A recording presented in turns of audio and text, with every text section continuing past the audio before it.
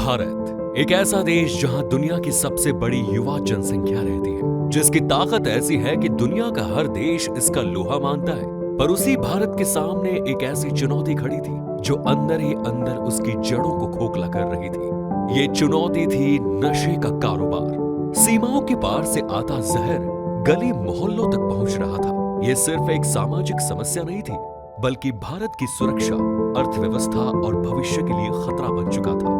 और फिर मंच पर आए एक ऐसे नेता जिन्होंने इस लड़ाई का नक्शा ही बदल दिया।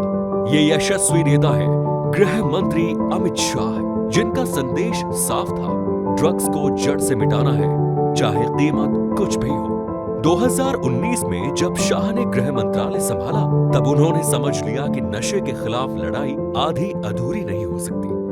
ये कोई छिटपुट अभियान नहीं, बल्कि इसके लिए राष्ट्रीय स्तर पर युद्ध की जरूरत है। शाह ने ड्रग्स को सिर्फ अपराध नहीं माना, बल्कि इसे राष्ट्रीय सुरक्षा का मुद्दा घोषित किया। नार्को टेररिज्म और ड्रग माफिया के नेटवर्क को उन्होंने आतंकवाद जितना ही खतरनाक बताया। इस जटिल समस्या को सुलझाने के लिए उनका पहला कदम था एक 4 टायर एनकोड मैकेनिज्म बनाया, जिसमें केंद्र, राज्य और एजेंसीज को एक साथ जोड़ा गया। पहले जहां सिस्टम बिखरा हुआ था, अब वही सिस्टम एकजुट होकर काम करने लगा। नार्कोटिक्स कंट्रोल ब्यूरो, राज्य पुलिस, खुफिया एजेंसीज और मंत्रालय सभी एक मंच पर आ गए। फिर आया टेक्नोलॉजी का इस्तेमाल। शाह ने कहा कि डेटा ही सबसे बड़ा हथियार है, और इसी सोच से जन्म हुआ सिम्स ई पोर्टल, निदान, एनकोड पोर्टल और बिसाज एन जैसे डिजिटल टूल्स का। इन प्लेटफॉर्म्स ने तस्करों की हर हरकत को ट्रैक करना शुरू किया। अब ड्रग्स नेटवर्क चार्टिंग और मैपिंग के जरिए तस्करों को छुपने की कोई जगह नहीं बची। शाह की नजर सिर्फ भारत पर ही नहीं, बल्कि पूरी दुनिया पर थी। उन्होंने 46 देशों के साथ समझौते करवाए ताकि अंतर्राष्ट्रीय स्तर पर सूचनाओं का आदान प्रदान हो और ड्रग माफिया को कोई सुरक्षित ठिकाना न मिले। उन्होंने एशिया के कुख्यात गोल्डन ट्रायंगल और गोल्डन क्रेसेंट को नया नाम दिया, जो था डेथ ट्रायंगल और डेथ क्रेसेंट। ऐसा करके उन्होंने संदेश दिया कि अब इस पूरे नेटवर्क का खात्मा होने वाला है। इसके परिणाम चौंकाने वाले रहे। साल 2019 से 2024 के बीच भारत ने 1,10,000 करोड़ से अधिक की ड्रग्स जब्त की, 7.37 मिलियन किलो से ज्यादा मादक पदार्थ पकड़े गए और 2.53 मिलियन किलो को नष्ट भी किया गया।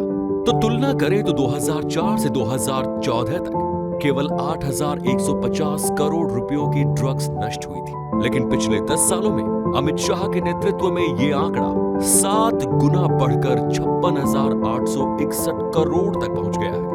पर अमित शाह जानते थे कि सिर्फ सप्लाई चेन तोड़ने से काम पूरा नहीं होगा, मांग को भी खत्म करना होगा। और इसी से जुड़ा है नशा मुक्त भारत अभियान, जिसके अंतर्गत 16.50 करोड़ से ज्यादा लोगों को नशे के दुष्प्रभावों के बारे में जागरूक किया गया, जबकि 28 लाख लोगों को उपचार और पुनर्वास भी मिला। 730 से अधिक निशुल्क रिहैब सेंटर खोले गए और 10,000 मास्टर वॉलंटियर्स को प्रशिक्षित किया गया। निर्दयी कार्रवाइयों से लेकर मानवीय पुनर्वास तक, स्थानीय जागरूकता से लेकर वैश्विक सहयोग तक, अमित शाह ने हर स्तर पर यह साबित कर दिया कि भारत अब पीछे हटने वाला नहीं है।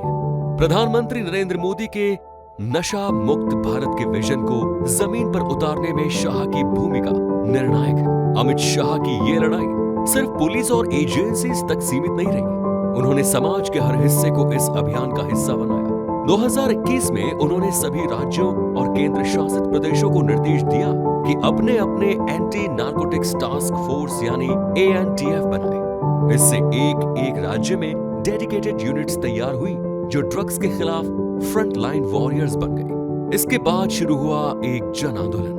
नशा मुक्त भारत अभियान को 372 जिलों तक फैलाया गया, जहां 10 करोड़ से ज्यादा लोग और 3 लाख शिक्षण संस्थान जोड़ दिए गए। स्कूल, कॉलेजेस और पंचायत तक हर जगह एक ही संदेश गूंजने लगा कि भारत से नशे की लत को जड़ से मिटाना है। अमित शाह ने इस लड़ाई में रिहेबिलिटेशन और अवेयरनेस पर बराबर जोर दिया। 24/7 टोल फ्री हेल्पलाइन 1933 लॉन्च की गई ताकि लोग ड्रग्स के खिलाफ आवाज उठाएं या मदद ले सकें। मानस पोर्टल बनाया गया जहां कोई भी रिपोर्ट कर सकता है और तुरंत सहायता पा सकता है। लेकिन शाह की पॉलिसी का एक और पहलू था, उनका रूथलेस अप्रोच। उनका मानना था कि अगर सप्लाई चेन टूट जाए तो डिमांड खुद गिर जाएगी। इसी सोच के तहत पिछले 5 सालों में एजेंसीज ने 14,000 करोड़ के सिंथेटिक ड्रग्स और 23,000 किलो से ज्यादा माल जब्त किया। सिर्फ 2024 में ही रिकॉर्ड तोड़ 25,330 करोड़ के ड्रग्स पकड़े गए, जो पिछले साल के मुकाबले 55% ज्यादा थे। इससे ड्रग माफिया के दिलों में डर बस गया। जो नेटवर्क पहले अंधेरे में छुपकर काम करते थे, उनका नाम और नक्शा खुद अमित शाह के ऑफिस में बनने लगा।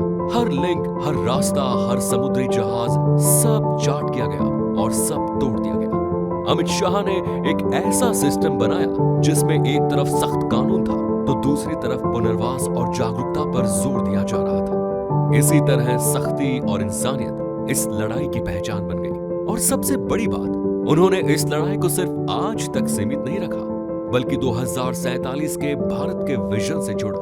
प्रधानमंत्री मोदी का सपना है विकसित भारत, और शाह का कहना है कि विकसित भारत सिर्फ तभी बनेगा जब युवा नशा से मुक्त होगा।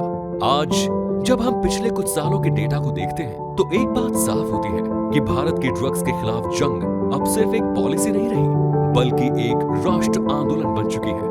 और इस आंदोलन के सूत्रधार गृह मंत्री अमित शाह रहे हैं। उन्होंने दिखाया कि अगर इरादे मजबूत हो तो नशे जैसी जंगली आफत को भी जड़ से उखाड़ा जा सकता है। उनका वादा है कि जब तक भारत का हर युवा आजाद सांस न ले, तब तक हम चैन से नहीं बैठेंगे। और इसी संकल्प के साथ अमित शाह ने नशा मुक्त भारत, सुरक्षित भारत और विकसित भारत का विजन दिया है।